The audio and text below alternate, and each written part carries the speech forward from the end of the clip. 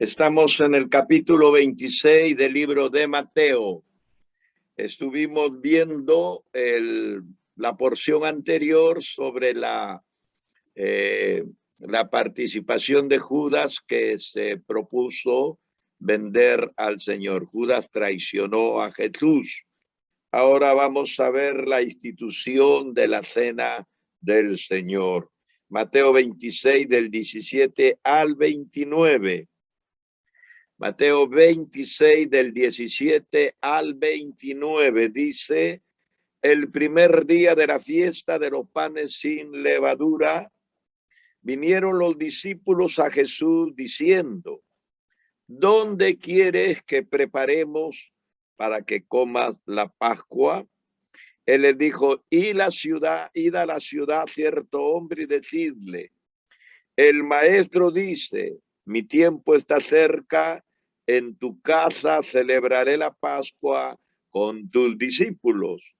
Y los discípulos hicieron como Jesús les mandó y prepararon la Pascua.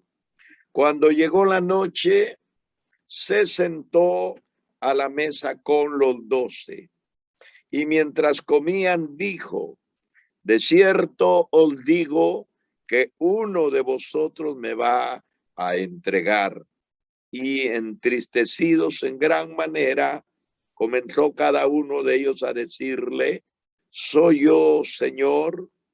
Entonces él respondiendo dijo: el que mete la mano conmigo en el plato, este me va a entregar.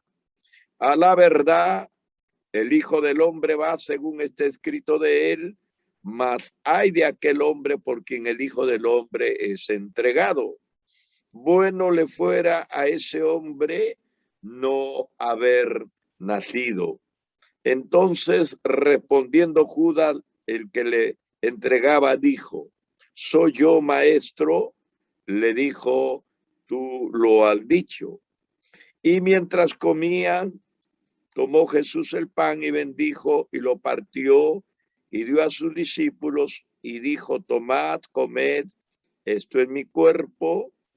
Y tomando la copa y habiendo dado gracias, les dio diciendo: bebed de ella todos, porque es pues mi sangre del nuevo pacto, bebed de ella todos. Porque mucho es derramada para remisión de los pecados.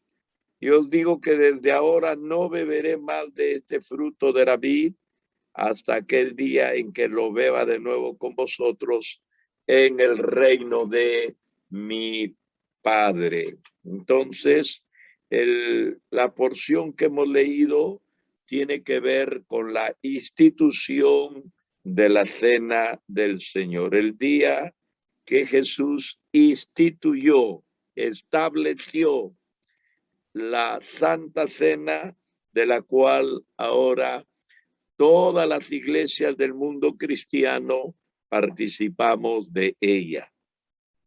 Jesús había ido a Jerusalén para la fiesta de la Pascua. La ciudad estaba abarrotada de gente en este tiempo. Durante la fiesta de la Pascua, todos los judíos se suponía que se alojaban en la ciudad y en sus alrededores, pero el número de visitantes desbordaba esa posibilidad. Así que pueblos como Betania, donde Jesús se alojaba, se contaban también en aquellos días como que fuera de la ciudad de Jerusalén. Pero la misma fiesta de la Pascua tenía que celebrarse no en los alrededores, donde la gente estaba alojada, no, sino dentro de la ciudad de Jerusalén. Así que era el primer día de la fiesta de los panes sin levadura. Así dice la palabra de Dios. La ocasión en que se eliminaba toda levadura de los hogares judíos. ¿Qué pensamientos debían haber llenado la mente del Señor al enviar a sus discípulos a Jerusalén para hacer los preparativos para la Pascua. Cada detalle de esta comida, pues para nosotros y el mundo entero, tendría un gran significado. Eso lo vemos después de estos 2000 años en nuestra realidad. Recordamos la última Pascua. Toda la semana de la fiesta de la Pascua ocupaba la primera tarde, se llamaba la fiesta de los panes sin levadura. Al seguir los acontecimientos, debemos recordar que para los judíos el día empezaba a las 6 de la tarde, no como nosotros después de medianoche, la 1 de la madrugada, la primera hora del día. No. En este caso, entonces, la fiesta de los panes sin levadura empezaba el jueves por la mañana. La fiesta conmemoraba el primero de los grandes acontecimientos con lo que empezó la historia de Israel, la liberación de la esclavitud de Egipto. Cuando los israelitas huyeron de Egipto, huyeron con tanta prisa que no tuvieron tiempo para cocer pan leudado. Dice la palabra de Dios en Éxodo 12:34. Y llevó el pueblo su masa antes que leudase, sus masas envueltas en sábana sobre sus hombros. Mire cómo cargaron su harina ya preparada, pero sin levadura. En sábana los pusieron y los cargaban como grandes bultos su masa de pan. La masa sin levadura, es decir, sin un poco de la masa fermentada anterior. Se cuece muy deprisa, pero produce un pan que se parece más bien a una galleta. Y así fue el pan de la primera Pascua, un pan que se cuece como galleta y no se infla como el pan que diariamente comemos. Y por eso se excluía la levadura y se tomaba esa semana el pan sin leudar para repetir el acontecimiento de la noche en que el pueblo salió de Egipto dejando tras la esclavitud. Según la manera judía de pensar, ¿cuál era la manera judía de pensar? ¿Por qué este simbolismo de los panes sin levadura para ellos era tan importante? Es que la levadura es símbolo de la corrupción. Como ya hemos dicho, la levadura es masa fermentada y los judíos identificaban la fermentación con la putrefacción. Así que la levadura representaba todo lo que está podrido y todo lo que está corrompido y era por tanto eliminada en señal de purificación. Mire qué lindo simbolismo, ¿no? Entonces, cuando tenían que hacer los discípulos los preparativos, el jueves por la mañana se tenía que preparar el pan sin levadura y limpiar la casa de todo resto de levadura. O sea, la idea era que en esa casa judía donde se va a celebrar la Pascua no haya absolutamente ni una pequeña porción de levadura. Esa era la idea y ellos lo cumplían de forma tan escrupulosa. Y también tenían que tener el cordero pascual. El otro ingrediente esencial de la fiesta era el cordero pascual. De él tomaba entonces su nombre esta fiesta, la fiesta de la Pascua, del cordero pascual. La última terrible plaga que le sobrevino a los egipcios, obligándoles a dejar salir al pueblo de Israel, fue que el ángel de la muerte pasó por toda la tierra de Egipto, matando a los primogénitos de todas las casas. Para que identificaran sus casas, los israelitas tenían que matar un cordero y pintar con su sangre el dintel y los postes de las puertas, para que el ángel vengador, viendo esa señal, pasara por alto, que es lo que quiere decir la Pascua, esa casa, pasar por alto. La Pascua significa pasar por alto. El ángel vengador pasaba de casa en casa y donde veía el rastro de la sangre no entraba, pero donde no veía el rastro de la sangre entraba, y ahí moría el primogénito de toda la familia. Dice la palabra del Señor en 12, 21 y 23 de Éxodo.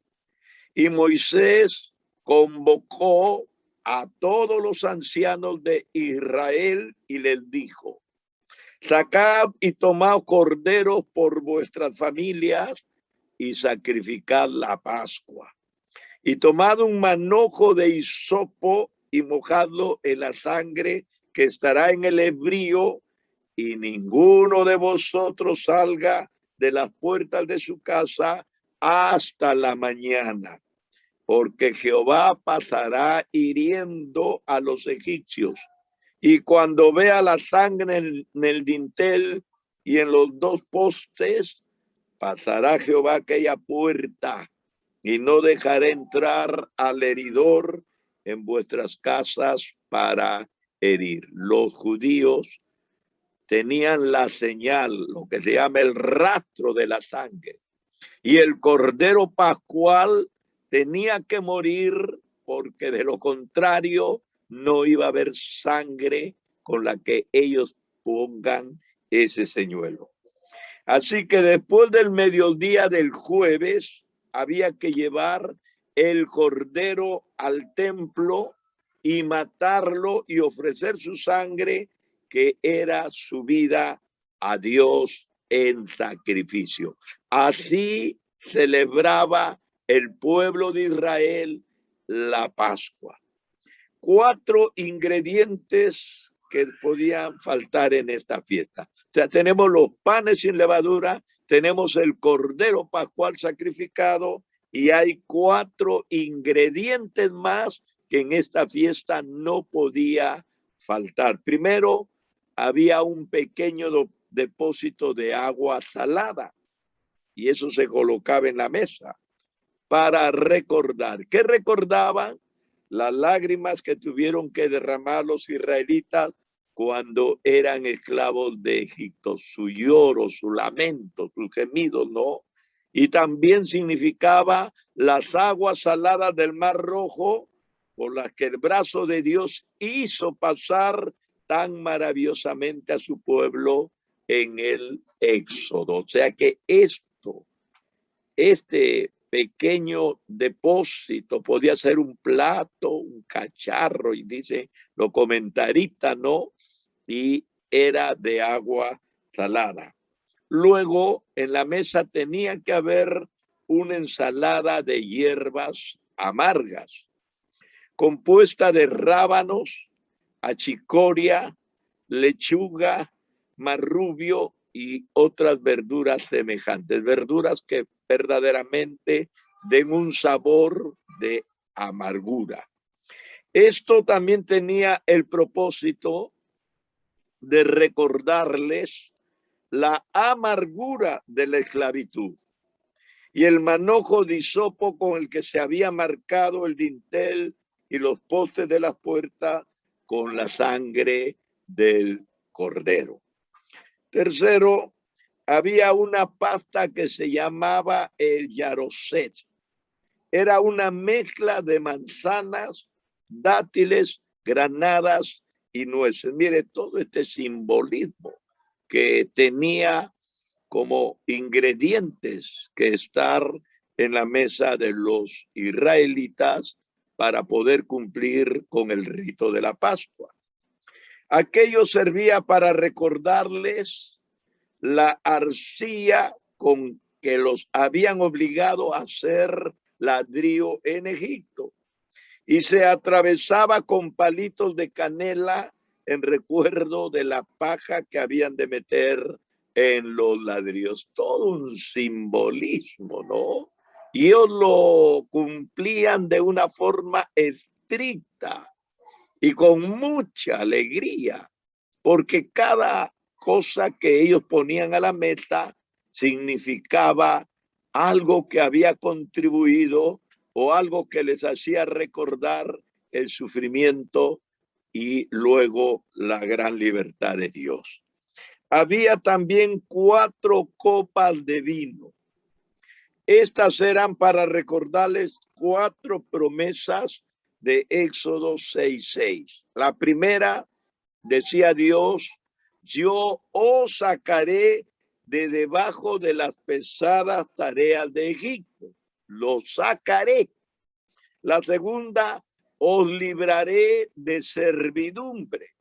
La tercera, os redimiré, os rescataré con brazo extendido y con gran justicia. Todos sabemos que la liberación de el pueblo de Israel de Egipto después de 430 años de esclavitud no fue nada fácil, ni tampoco un hecho aislado que tal vez solo afectaba a algunas familias. No, todo el pueblo al unísono, de la misma manera, salieron con mano fuerte y poderosa, ¿no? Con gran justicia, Dios devolviendo la libertad a su pueblo. Y cuarto, os tomaré como mi pueblo y seré vuestro Dios. Las 4 lindas y grandes promesas que Dios tiene para cada persona, para cada familia, para cada nación que verdaderamente ha sido librada por él. Esos eran los preparativos que había de hacer el jueves por la mañana y por la tarde. Los panes sin levadura, tenían que tener el cordero pascual y todos estos ingredientes, ¿no? El agua salada, las ensaladas, tenían que tener aquí esta mezcla como una papilla, que significaba pues la arcilla de los ladrillos, y las 4 copas, que también tenían un profundo significado. En esa mesa tenía que haber todo lo que he descrito en este momento. Tal vez para nosotros un poco tedioso, ¿no? Muy laborioso, pero para el pueblo judío, cada cosa que ellos presentaban demandado por Dios tenía un significado muy profundo y era aprobado por el Señor. Entonces los preparativos para la última cena, en esta vez eran los discípulos. Los discípulos querían saber los preparativos que tenían que hacer. Jesús no había dejado ese asunto para último momento, no. Ya había hecho los arreglos con un amigo de Jerusalén y había quedado de acuerdo con una señal. El maestro dice, mi tiempo está cerca. Así que mandó por delante a 2 discípulos, a Pedro y a Juan, para que hicieran todos los preparativos necesarios. Y Jesús envió a los discípulos a que siguiesen a cierto hombre. Jesús les dijo, seguid al hombre del cántaro que carga el agua. Nosotros sabemos por tradición que en Israel los que cargaban el agua eran las mujeres y los eunucos, ¿no? Y este hombre a quien ellos debían seguir posiblemente era un eunuco, aunque su nombre no importa porque en ninguno de los 4 evangelios se pone ni al que debían seguir ni al hombre que iba a dar su aposento o su casa para que se pasara la Pascua a Jesús con sus discípulos. Quizá la vaguedad de las instrucciones tenía el propósito de frustrar a los conspiradores, porque mucha gente en esta fiesta querían saber qué iba a pasar con Jesús. No olvidemos que desde el domingo ya Jesús se está enfrentando de una forma pública. No olvidemos que Jesús ha entrado al templo y lo ha trastornado todo y se ha enfrentado en discusiones cáusticas, ¿no? Con los fariseos abiertamente. Y no olvidemos que Jesús había sido airoso de cada prueba a la cual lo habían sometido. En todo caso, observamos el pleno conocimiento que tenía Jesús de las personas, de dónde estaban y de su buena disposición para cooperar. El Señor sabía y por eso enviaba a sus discípulos solamente para que ellos cumplan lo que Él ya había establecido, ¿no? Observemos las palabras que ellos repetían. El Maestro dice, mi tiempo está cerca. En tu casa voy a celebrar la Pascua con mis discípulos. Hacía frente Jesús de esta manera a su pronta, a su inminente muerte con toda serenidad. El Señor lo sabía. Aquí no había nada improvisado. Esto no terminó, como quien dice, en una tragedia que no se esperaba. Claro que no. Jesús manejaba todos los hilos que envolvían e iban a dar movimiento a la cruz del Calvario. Con perfecta gracia dispuso aquella comida. Y nosotros nos preguntamos, ¿no? Qué gran privilegio habría sido para este hombre prestar su casa para la última Pascua del Señor. En ese día Jesús, cuando están reunidos, anunció que la traición de Judas. Mientras comía, Jesús hizo el asombroso anuncio que uno de los 12, yo sé que había mucha gente alrededor que habría querido hacer esto, pero la palabra del Señor dice que la traición salió precisamente de los 12. Los discípulos en ese momento, cuando escucharon la palabra del Señor, sabiendo que Jesús no acusaba en vano ni jugaba con los sentimientos de nadie, lo que él decía tenía que ser verdad. Así que los discípulos se llenaron de dolor, se llenaron de disgusto y de propia desconfianza. Uno por uno le preguntaron, ¿acaso soy yo, Señor, el traidor? O sea que ellos mismos no sabían cómo iban a reaccionar en esta situación de opresión en la que iba a encontrarse el Señor. Cuando todos menos Judas había preguntado, Jesús les dijo que era aquel que mete la mano conmigo en el plato. El Señor tomó entonces un trozo de pan, lo mojó en la salsa de la carne y lo dio a Judas.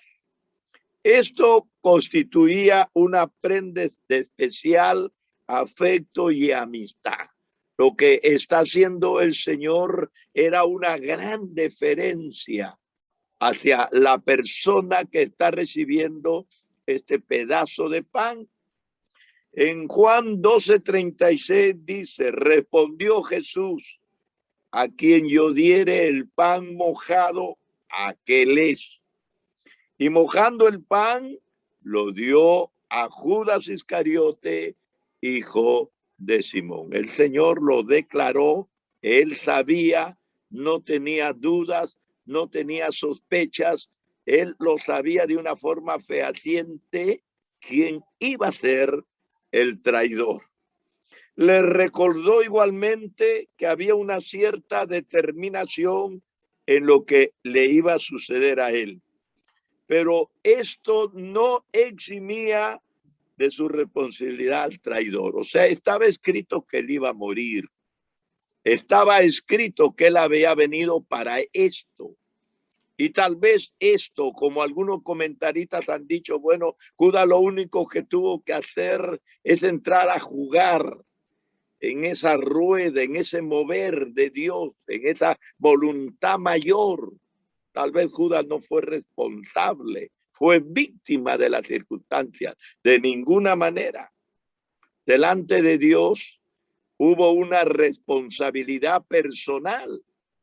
Judas lo hizo a conciencia, sabiendo lo que hacía. Jesús mismo lo dijo, más le valdría a ese hombre no haber nacido. O sea, toda la responsabilidad de Dios cayó sobre él. Judas decidió deliberadamente vender al Salvador y por ello era personalmente responsable. Cuando Judas preguntó por fin si él era el que iba a hacerlo, Jesús le respondió llanamente con un sí, tú eres. La primera cena del Señor. Hemos visto la última Pascua y con esto terminamos. Hemos visto la última Pascua, pero ahora aparece la institución de la primera cena del Señor.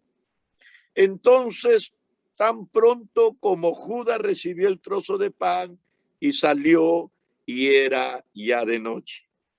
En Juan 13:30 dice, cuando él pues hubo tomado el bocado, luego salió y era ya de noche. Por eso concluimos que no estaba presente cuando fue instituida la cena del Señor. Parece que Judas no estaba allí. Algunos comentaristas dicen que sí, otros dicen que no, y hasta el momento no se ponen de acuerdo. Después de observar su última Pascua, de la que habíamos hablado ya, el Salvador recién instituyó lo que nosotros los cristianos conocemos como la cena del Señor. Por eso fue la última Pascua y la primera cena. Los elementos esenciales en este caso de la cena del Señor son muy diferentes a los elementos de la Pascua, de la cual hemos hablado. ¿Cuáles son los elementos esenciales de la cena del Señor? Pan y vino, nada más. Y estaban ya en la mesa como parte de la comida pascual, o sea, sumando a todo lo que se había puesto, que cada cual tenía su propio simbolismo, también estaba el pan y también estaba el vino. Jesús lo revistió a estos dos elementos de un nuevo significado. Primero tomó el pan y tras pronunciar la bendición lo partió. Después lo dio a sus discípulos diciéndoles, tomad, comed, esto es mi cuerpo. Por cuanto su cuerpo no había sido aún dado en la cruz. Cuando Jesús está instituyendo la Santa Cena, su cuerpo no está partido todavía. Entonces es evidente que está hablando en un sentido figurado, usando el pan para simbolizar su cuerpo. De ahí partimos que no son elementos reales que tipifican de forma directa lo que muchos dicen, esto es el cuerpo y esto es la sangre, sino está hablando en términos figurados. Lo mismo sucede con la copa. Se emplea el contenedor para designar el contenido. La copa contenía el fruto de la vid, que a su vez era símbolo de la sangre del nuevo pacto. Así que el nuevo e incondicional pacto de gracia sería ratificado por su sangre preciosa derramada por muchos para remisión de pecados. Su sangre era suficiente para proveer el perdón para todos.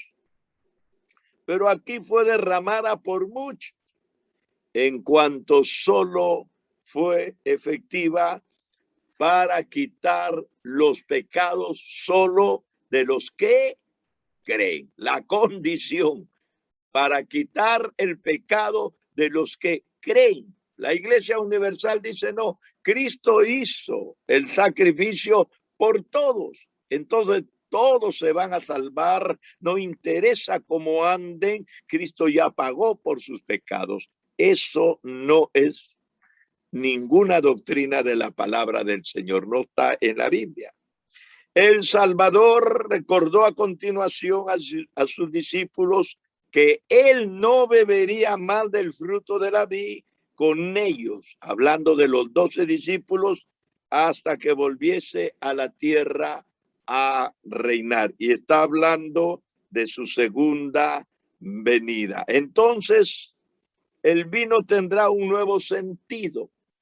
Hablará del gozo, hablará de la bienaventuranza de su reino, del reino de su Padre.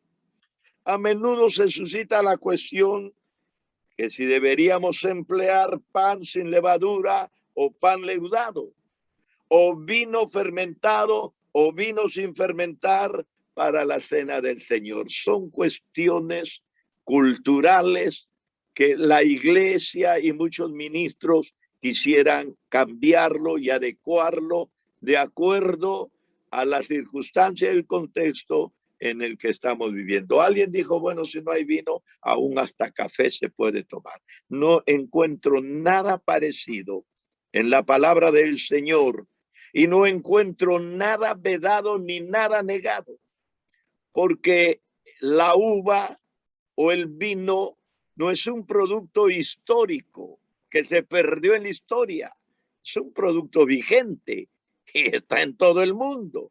Entonces no tenemos por qué reemplazar a lo que tiene una existencia permanente ante nuestros días. Así que nosotros encontramos en la Biblia pan sin leudar y vino, por supuesto, no el vino que escurren las uvas. Eso no es vino, es el jugo de uva, que es otra cosa. Los judíos tomaban vino, claro que sí, un vino fermentado de acuerdo a la condición espiritual en la que vivían. Y también no era un vino industrializado, no era un vino, porque no se conocía ese proceso en la antigüedad. Así que terminando la cena del Señor que el Señor instituyó estaba íntimamente relacionada con el reino que él vino a establecer. Así como Dios estableció a un pueblo libre, dándole los principios fundamentales para el gobierno a través de la ley del Sinaí, ahora se está estableciendo un reino a través del evangelio de Jesucristo. Históricamente ha habido 4 interpretaciones en cuanto al significado de la cena. Esto es corto, lo voy a nombrar si a alguien tal vez le interesa. Primero, la Iglesia Católica Romana, ¿qué decía? Desarrolló la teoría de la transustanciación, o sea que el pan y el vino se transforman literalmente en el cuerpo y la sangre de Cristo, aunque su apariencia no cambie. Esta posición considera que la cena es uno de los 7 sacramentos por medio de los cuales la gracia de Dios se comunica a los fieles.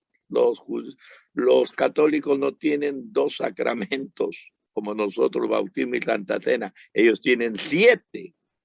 Segundo, Lutero y sus seguidores adoptan una posición media afirmando la consustanciación.